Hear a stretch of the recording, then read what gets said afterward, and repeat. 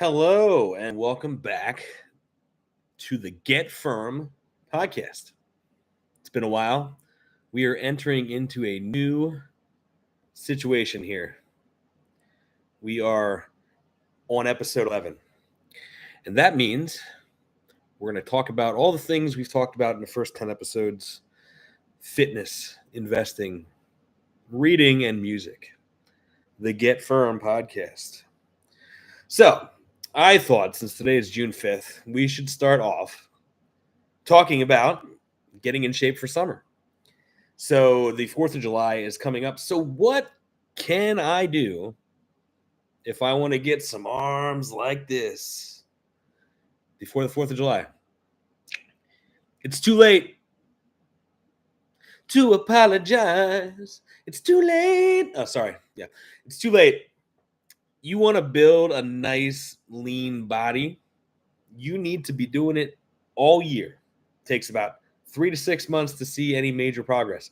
However, if you're already in pretty good shape and your body fat is, say, under 30%, you will be able to make yourself look better than you do now in 4 weeks. And here's what you got to do. 10,000 steps a day. If you're at like 3,000, don't just go do 10,000 immediately every day. If you're at 3,000, maybe go 6,000 for the next 30 days. I want you to drink half your body weight in ounces of water per day. So if you're 200 pounds, it's 100 ounces of water. If you exercise, you want to add 16 ounces per hour of exercise as well. Water. Protein, you want 1 gram per pound of ideal muscle. So if you're 250 pounds and you realize that if you were lean and mean and shredded, you should be 210, that would be 210 grams of protein. So steps, water, protein. On top of that, you want to go do 3 whole body workouts in the gym per week. Whole body workouts. So think every major muscle group within that workout. So a simple routine could be dumbbell squats, push-ups, planks for a beginner. That could be a whole body routine. It could be a little bit more advanced than that. It could be squats, bench press, pull-ups,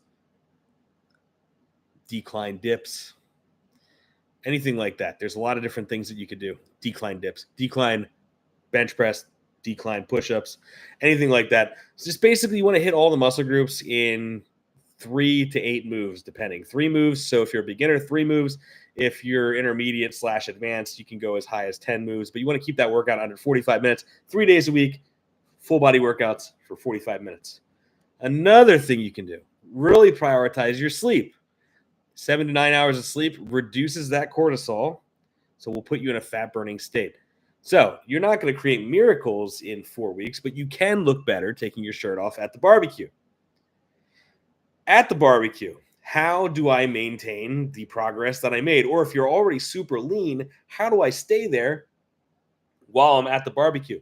Well, let's stay away from the beer for the most part, unless you're doing light beer, because beer will bloat you. I love beer. 100% love beer, but it will bloat you. So stick to your seltzers, your single mixers like a vodka and seltzer, vodka and diet soda, vodka and Zevia, couple shots of tequila. Keep it clear and don't drink a lot. Separate every alcoholic beverage, separate it with 16 ounces of water, maybe 10 ounces of water. That'll keep your alcohol consumption down a little bit and keep you lean. And before you go, do some band curls, do some band shoulder press, do some push-ups, get those muscles swollen up a little bit, or even do a workout at the gym before you go and then cool off in the pool. Anyway, enjoy your 4th of July. It's coming up, but if you want to get in shape for next 4th of July, now is the time to start. This 4th of July coming, you can improve where you're at, but start now if you want to look amazing by next summer. All right, Bitcoin and investing. What the heck is going on? We were up at 115,000 per Bitcoin. Now, in 3 months, it's up 18.9%. It's up $16,000 in 3 months. So you can't complain. But why was it at 115 back on May 21st? Why? And why is it now down? It's all good news. There's countries all over the world that are adopting Bitcoin. It's in our reserve currency in the United States. They're coming up with all kinds of ways to move it. Michael Saylor's buying all kinds. Elon Musk is out there saying how amazing it is. I think there's 7 or 8 states that now have it on their balance sheet. So I was having this conversation with a client today. I think a lot of people think Bitcoin's a scam. It's not. But I'm not going to go into that detail because it's crazy to try and explain that. I've read 20 books on Bitcoin and I still don't completely understand it. I don't. I'm just being honest. But seriously, here's the thing. I think diversity is the key. It's always been the key, but I don't think the S&P 500 is going to be it anymore.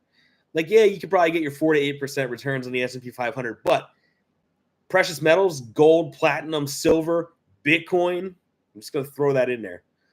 That should be like 1 to 3% of your portfolio, because why not?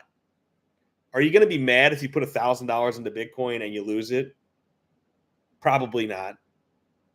But if you don't, and you look back in 20 years and $1,000 became $20,000 or even $10,000, you're going to think, man, I should have put just a little bit in there.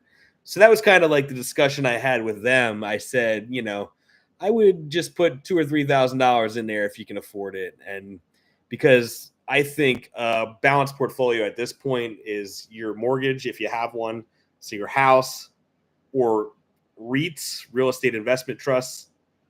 You could get into those companies like Fundrise, things of that nature. That should probably be about 25% of your investment portfolio. Your house and REITs, I think precious metals and Bitcoin should maybe be 10%. S&P 500 should obviously be 30 or 40%. And then you need some international and emerging markets in there as well. Maybe some single stocks. I mean, I'm a big fan of NVIDIA. I'm a big fan of Qualcomm computing, quantum computing, that is. I'm a big fan of Joby Aviation. I think some of these companies are going to do really good. I'm still a big fan of Celsius. I think that's going to go somewhere. Surf Mobility, SRFM. Again, none of this is financial advice, but the Magnificent Seven, like if you're going to invest in the stock market, get the 7 biggest companies. Broadcom is probably the 8th biggest company. And by the way, Bitcoin is now the 5th largest thing in the world. So there's a Saudi Arabia company. There's Apple, I believe, Amazon, NVIDIA. Then gold is number 1, but then it's Bitcoin after that. So then it's actually passed, I believe, Google and Tesla already. So, it's going to get there pretty quick. So one of the biggest holdings of cryptocurrency, one of the biggest coins, I don't want to call it a stable coin because it's tied to Ripple, but it's going to be used a lot in the banking system. That's the XRP. That's another one of those. It's like $2.37. They're talking $10, $15 by the end of the year. People are saying $10,000, $1,000. I don't believe that. I think it's going to go to maybe $800, $900, but $2.50 to $800 or $900. You're going to make some bank on that. I'm reading Dean Koontz right now. Dean Koontz, Stephen King, and Ray Dalio all released new books in the last 2 weeks.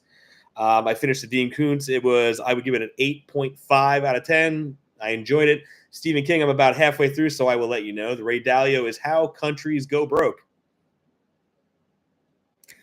Ironic timing for that, isn't it? The stock market's coming back. I mean, it's been down, but it's back. But yeah, AI and robotics and things of that nature, I don't know where we're going to be in 20 years. So I think I'm okay because I'm going to be 40. But your kids, if you have them, and their kids, man, I don't know. It's going to get crazy. They're going to need to figure out universal health care for the entire world, not just the United States. They're going to need to figure out universal basic income for everybody, because I believe if you embrace AI, you are going to keep your job longer.